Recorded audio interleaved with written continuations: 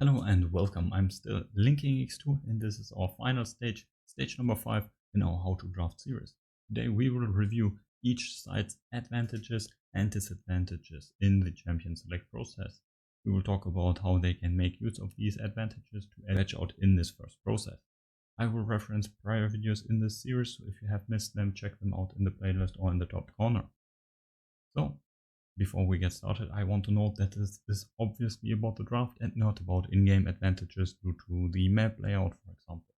But with that out of the way, let's get right into it.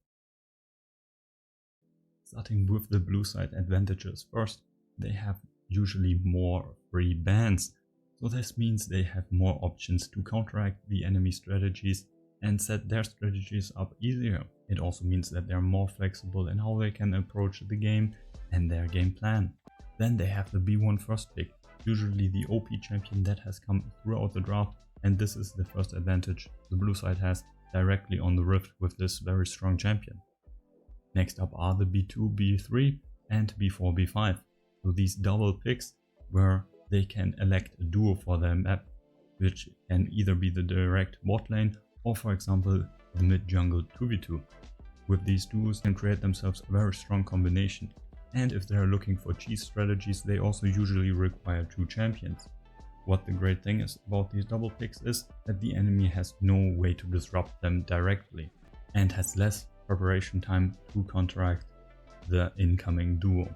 Already talking about the B4 and B5, they are very strong picks in another sense as well, as they are very late in the draft and they see 4 enemy champions. So even if there are flex picks on the red side, they can look to thematically counter the red side draft on this stage. And lastly, they have the last ban in the second champion select. With that, they can say no to any strategies the red side team might prepare with their bans for the R3 and R4 champions. So they can throw a final wrench into the red side's plan for the second half of the champion select. Going to the red side, starting with their first advantage, also in the first ban half, it is the last ban on red side here. Usually if there are 3 or more OP champions, yes, this might seem like a disadvantage, but even if not, they can make use of this as the trade initiation tool, where they can look to trade 1 to 2 or trade their favorite OP champions with the blue side. Following that up is the R3 pick, so not only does it counter 3 enemy champions, but it is also a very special pick, as it's the first pick before the next ban phase, so there are 2 or even 4 bans coming up that will secure better matchups for this. As such, it is a very secure pick, which makes it a potential cornerstone of the red side's comp identity, and it can even be further supported by the R4 pick, and the R4 pick is exactly their next advantage. Not only is this a similar pick to the B1, as it is directly out of the ban phase, so it can actually be a high priority pick, but it is also very flexible in its usage. As mentioned, it can be follow up for the R3 pick to secure it and amplify it even more, but it can also be a setup and a preparation for a very powerful knockout counter, the R5 position. And continuing the trend, the R5 pick also very powerful. I think everyone knows about it. It is the final pick in the draft. It sees 5 enemy champions, which it can not counter only on an individual level, but also thematically. And why is it such a strong counter pick as well? Because there is no response. Blue side can maybe switch up their flex rotations, but there is nothing they can do. They can't counter pick this champion, and so it is the counter of all counters, and the red side can create a 4 versus 5 advantage using this pick correctly. And of course, the disadvantages for both sides are the advantages for the other. For example, the free bans the blue side usually has to attack the red side strategies, and on the other side, the powerful second half of the champion select with the R3 to R5 pick from the red side look to disrupt and destroy every setup the blue side has done in their first half of the champion select. Starting with something close to a conclusion, in a perfect world, the red side is the better side, as with adequate preparation, they can and counteract everything the blue side wants to do and always have the last laugh, and their second half with the R3 to R5 is just super dominant in setting up powerful lane matchups for themselves and countering again everything the blue side wants to do. Yes, the blue side has the b4-b5 combo, but it can be watered down by the red side with good bans and the strong r4 pick. In reality though, it looks a bit different. Looking at solo queue, blue side usually has a higher win rate. At the moment it does have a 50.2% win rate, which is obviously a bit higher, but in pro play it's even more drastic.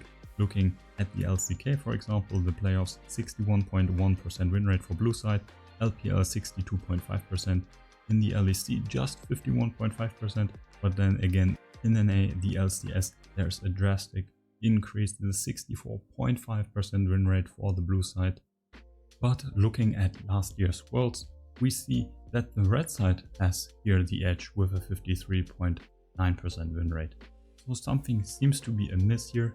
In the own regions, teams seemingly might not prepare as much, which is hurting the red side win rate way more, which also goes hand in hand with the low creativity we have seen over the past few months, with many players having very little champion pools with only 2 to 3 champions instead of the recommended 7 or 8.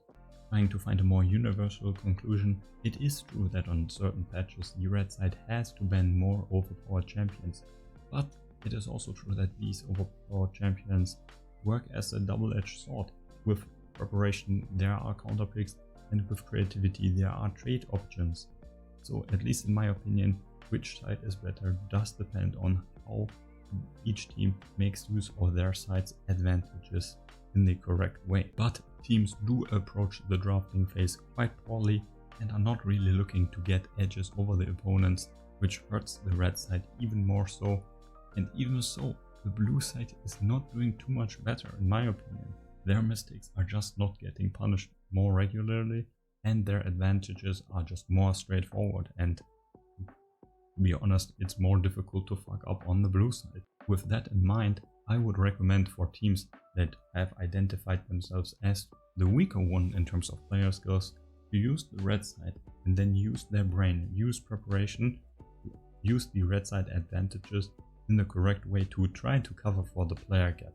While on the other side, I would recommend for the better team to maybe use the blue side, as even if they do fuck up in the drafting process, the fuck up is usually not as bad. That rounds up today's video and the final stage, stage 5 of my mini series here. I hope you did learn something new, or it was at least somewhat enjoyable.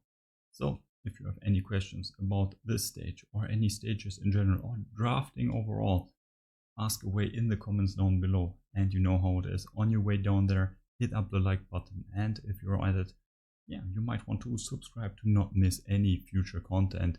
With this series out of the way, there are many projects on the horizon as well as MSI, so many more games and much more content to talk about. You don't want to miss out on that. But that's it for today. I wish you all a great day. Good luck on the Rift, and till next time, stay safe.